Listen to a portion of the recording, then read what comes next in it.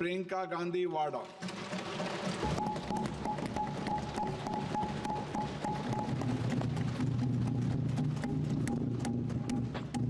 नमस्कार। माननीय अध्यक्ष महोदय जी, आज आपने मुझे इस सभा में बोलने का मौका दिया, इसके लिए मैं आपकी बहुत बहुत आभारी हूँ। सबसे पहले जो सुरक्षाकर्मी, जो जवान अफसर 13 दिसंबर को संसद की सुरक्षा के लिए शहीद हुए, उनके प्रति मैं श्रद्धांजलि व्यक्त करना चाहती हूँ। महोदय, हजारों साल पुरानी हमारी देश की, धर्म की एक पुरानी परंपरा रही है। ये परंपरा संवाद, चर्चा की रही है। एक गौरवशाली परंपरा है जो दर्शन ग्रंथों में, वेदों में, उपनिषदों में दिखती है। वाद विवाद और संवाद की हमारी पुरानी संस्कृति है। अलग अलग धर्मों में भी, इस्लाम में, सूफियों में, बौद्ध धर्म में, जैन धर्म में, सिख धर्म में भी ये वाद संवाद, ये चर्चा बहस, इसकी संस्कृति रही है। इसी परंपरा से उभरा हमारा स्वतंत्रता संग्राम। हमारा स्वतंत्रता संग्राम विश्व में एक अनोखा संग्राम था, एक अनोखी लड़ाई थी जो अहिंसा और सत्य पर आधारित थी। ये वाद संवाद की जो परंपरा है, इसको इस संग्राम ने आगे कैसे बढ़ाया? क्योंकि ये जो संग्राम था, ये जो लड़ाई थी हमारी आज़ादी के लिए, एक बेहद लोकतांत्रिक लड़ाई थी। इसमें देश के किसान, देश के जवान, देश के मजदूर, देश के अधिवक्ता, देश के बुद्धिजीवी, चाहे किसी भी जाति के हों, चाहे किसी भी धर्म के हों, चाहे किसी भी भाषा को बोलते हों, सब इस स्वतंत्रता संग्राम में शामिल हुए। सब ने हमारे देश की आज़ादी की लड़ाई लड़ी।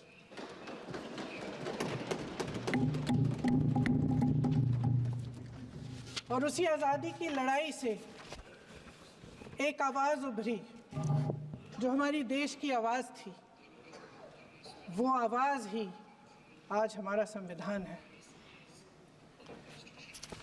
साहस की आवाज़ थी, हमारी आज़ादी की आवाज़ थी, और उसी की गूंज ने हमारे संविधान को लिखा और बनाया। ये सिर्फ एक दस्तावेज नहीं है। बाबा साहेब अम्बेडकर, मौलाना आज़ाद जी, राजगोपालाचारी जी और जवाहरलाल नेहरू जी और उस समय के तमाम नेता, जैसे आपने कहा, इस संविधान को बनाने की जो कार्य में सालों के लिए जुटे रहे। हमारा संविधान इंसाफ, उम्मीद, अभिव्यक्ति और आकांक्षा की वो ज्योत है जो हर हिंदुस्तानी के दिल में जलती है। अध्यक्ष महोदय, इस ज्योत ने हर एक भारतीय को ये पहचानने की शक्ति दी कि उसे न्याय मिलने का अधिकार है, कि उसमें अपने अधिकारों के लिए आवाज़ उठाने की क्षमता है, कि जब वो आवाज़ उठाएगा तो सत्ता को उसके सामने झुकना पड़ेगा। इस संविधान ने हर एक देशवासी को ये अधिकार दिया कि वो सरकार बना भी सकता है और सरकार बदल भी सकता है। ये ज्योत जो हर हिंदुस्तानी के दिल में जलती है, उसने हर हिंदुस्तानी को ये विश्वास दिया कि देश की संपत्ति में, देश की दौलत में, संसाधनों में उसका भी हिस्सा है, कि उसे एक सुरक्षित भविष्य की उम्मीद का अधिकार है, कि देश बनाने में भी उसकी भागीदारी है। उम्मीद और आशा की ये ज्योत मैंने देश के कोने कोने में खुद देखी है। उन्नाव में मैं एक रेप पीड़िता के घर गई, उसे जलाकर मार डाला था। वो शायद 20-21 साल की होगी। हम सब के बच्चे हैं। हम सोच सकते हैं कि अगर हमारी बेटी के साथ बार बार बलात्कार हुआ और फिर जब वो अपनी लड़ाई लड़ने के लिए गई तो उसको जलाकर मार डाला गया होता तो हम पर क्या बीतती। मैं उस बच्ची के पिता से मिली। उसके खेत जलाए गए थे, उसके भाइयों को पीटा गया था, उसके पिता को बाहर से घर के बाहर घसीट कर मारा गया था। उस पिता ने मुझे बताया कि बेटी, मुझे न्याय चाहिए। मेरी बेटी अपने एफआईआर को दर्ज करने के लिए जब ज़िले में गई तो उसको मना किया गया। अगले ज़िले में जाना पड़ा उसे। वो रोज़ सुबह 6 बजे उठकर तैयार होकर अकेली अपने मुकदमे को लड़ने के लिए अगले ज़िले में ट्रेन से जाती थी। उसके पिता ने मुझे कहा कि मैंने उससे कहा, बेटी अकेले मत जाओ, छोड़ दो ये लड़ाई। लेकिन उसकी बेटी ने उसको जवाब दिया कि नहीं पिताजी, मैं अकेली जाऊंगी, मैं लड़ूंगी, ये मेरी लड़ाई है, मैं इसको लड़ूंगी। ये लड़ने की क्षमता, ये हिम्मत उस लड़की को और करोड़ों भारत की नारियों को हमारे संविधान ने दी। आगरा में मैं अरुण वाल्मीकि के घर गई। अरुण वाल्मीकि पुलिस स्टेशन में काम करता था, सफाई का काम करता था। आप सोच सकते हैं हमारी तरह उसका भी परिवार था। नई नई शादी हुई थी, 2-3 महीनों का बच्चा था। पुलिस स्टेशन में चोरी हो गई। चोरी का इल्ज़ाम उस पर लगाया गया। उसके पूरे परिवार को उठाकर पुलिस स्टेशन में ले गए। आप हंस रहे हैं, लेकिन ये गंभीर बात है। गंभीर बात। शर्म करो, शर्म। अरुण वाल्मीकि को पीट पीट के मार डाला, उसकी बीवी को पीटा, उसके पिता के नाखून निकाले, उसके पूरे परिवार को पीटा गया।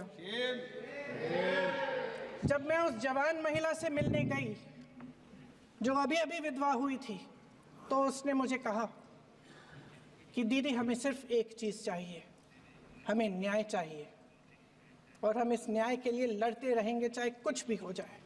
ये हिम्मत उस महिला को हमारे संविधान ने दी।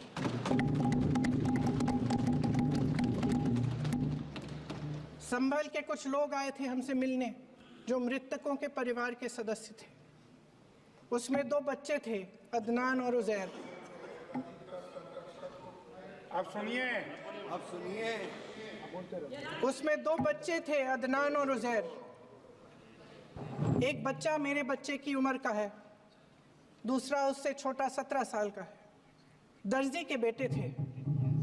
दर्जी का एक ही सपना था कि वो अपने बेटों को पढ़ाएगा, लिखाएगा।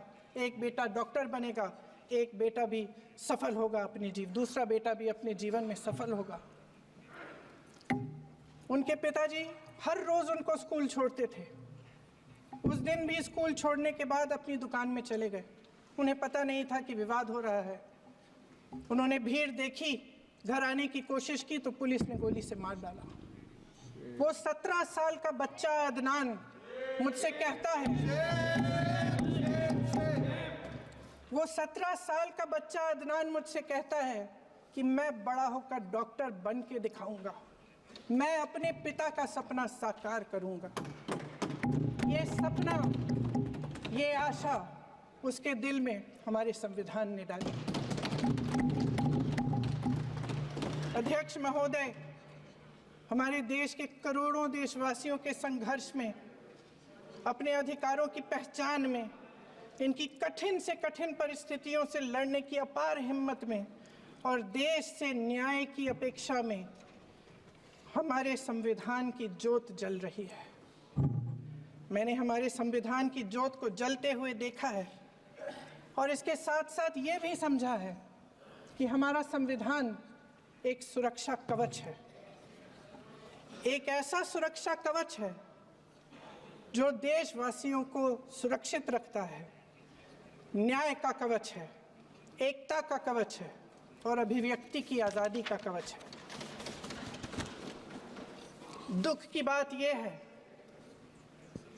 कि मेरे सत्ता पक्ष के साथी जो बहुत बड़ी बड़ी बातें करते हैं, इन्होंने इन 10 सालों में ये सुरक्षा कवच, सत्ता पक्ष के मेरे साथियों ने ये सुरक्षा कवच तोड़ने का पूरा प्रयास किया है।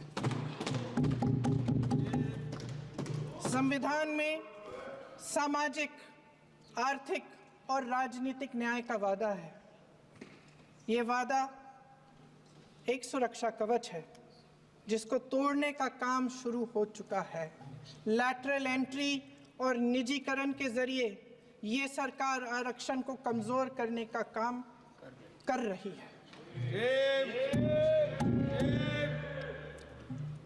अगर लोकसभा में ये नतीजे नहीं आए होते तो ये संविधान बदलने का काम भी शुरू कर लेते।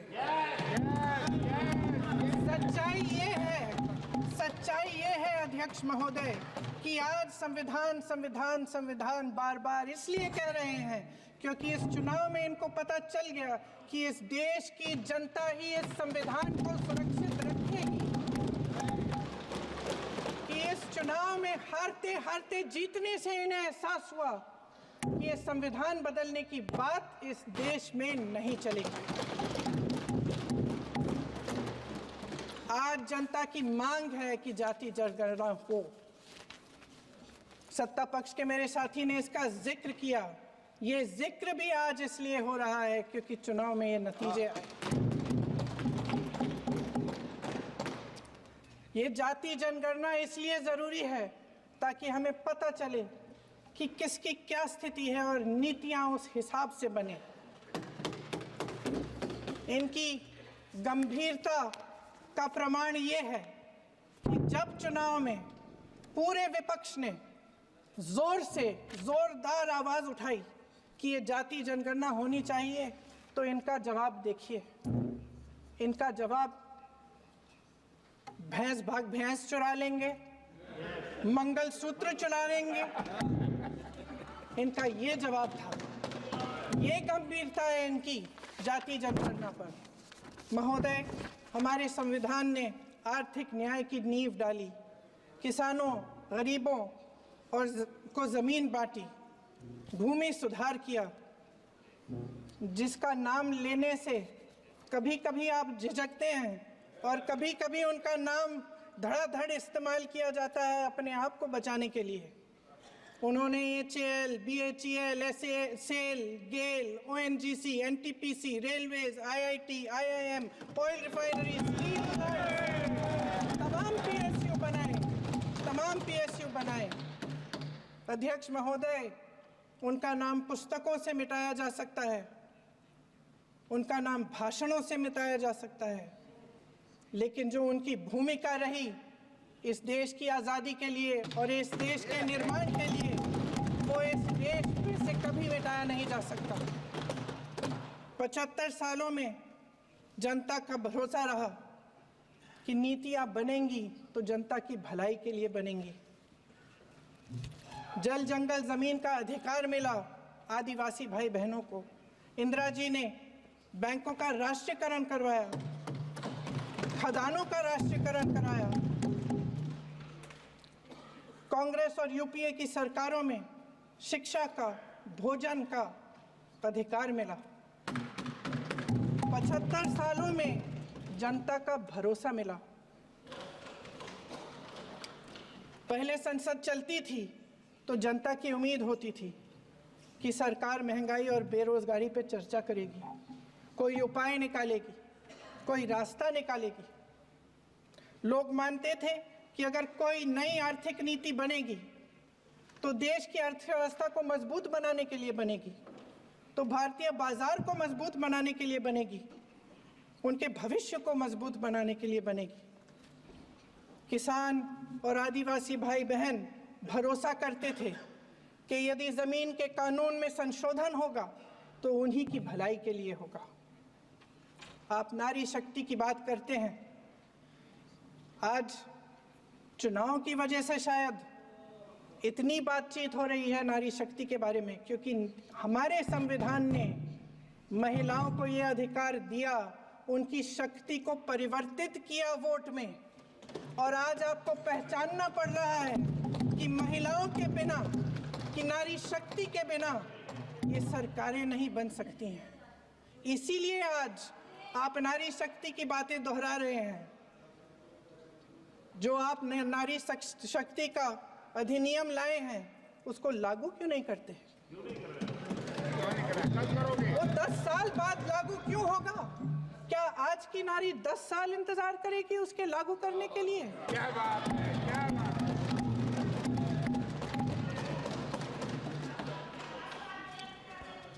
आज संसद में बैठे हुए सत्ता पक्ष के मेरे साथी ज्यादा से ज्यादा अतीत की बातें करते हैं।